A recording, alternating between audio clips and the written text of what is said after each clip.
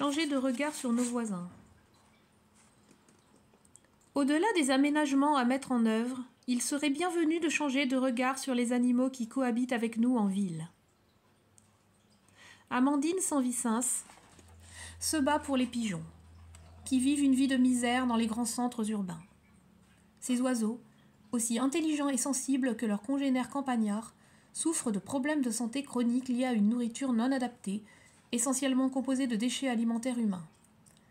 Leurs pattes, elles, sont régulièrement amputées à force d'être enserrées par les cheveux traînant sur le sol ou par les fils des sacs poubelles. Les installations du métro parisien se parent de filets pour leur bloquer l'accès, condamnant certains d'entre eux, piégés, à mourir lentement de faim. On peut faire autrement, assure Amandine, alors que nous passons à côté d'un groupe de pigeons. À Barcelone, ils sont nourris par des professionnels avec des graines adaptées à leur santé, qui contiennent également un contraceptif. Résultat, ils ont des pigeons en pleine forme et qui ne pullulent pas. Chez nous, pour l'instant, la politique, c'est de leur rendre la vie encore plus difficile qu'elle ne l'est déjà, sans véritable réflexion. Ces oiseaux en souffrent. Et que dire du rat ? Beaucoup de Parisiens tiennent ce rongeur en horreur. Il faut dire qu'il véhicule les pires représentations dans nos imaginaires, synonyme de ville sale, agressif, porteur de terribles maladies. Il nous rend pourtant bien des services. Les rats débouchent les égouts et avalent nos ordures à un rythme effréné, indique l'architecte Nicolas Gilsoul. S'ils n'étaient pas là, nous aurions de gros soucis. Sont-ils dangereux ? Pas vraiment.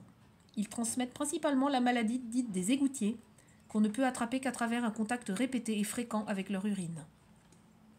Cela ne touche pas le grand public. La peste, c'est fini depuis bien longtemps. Les rats sont tout de même des animaux qui se reproduisent à vitesse grand V et qui peuvent vite devenir envahissants dans une ville. Aujourd'hui, pour éviter une explosion de leur population, on les empoisonne avec des produits provoquant une mort atroce. Là encore, il existe d'autres solutions, notamment grâce à des appâts contraceptifs. Pour l'instant, les citadins ne semblent pas se préoccuper des souffrances des animaux liminaires. Mais rien n'est figé. Il y a 150 ans, il y avait des chiens errants à Paris, rappelle Nicolas Gilsoul. La régulation mise en place par la ville consistait à l'époque à les tuer à la hache. Aujourd'hui, heureusement, les chiens ont un capital sympathie important à nos yeux. On a trouvé d'autres solutions. Il reste du chemin à faire pour accepter les bêtes moches qui sont souvent de précieux alliés dans notre curieux écosystème urbain.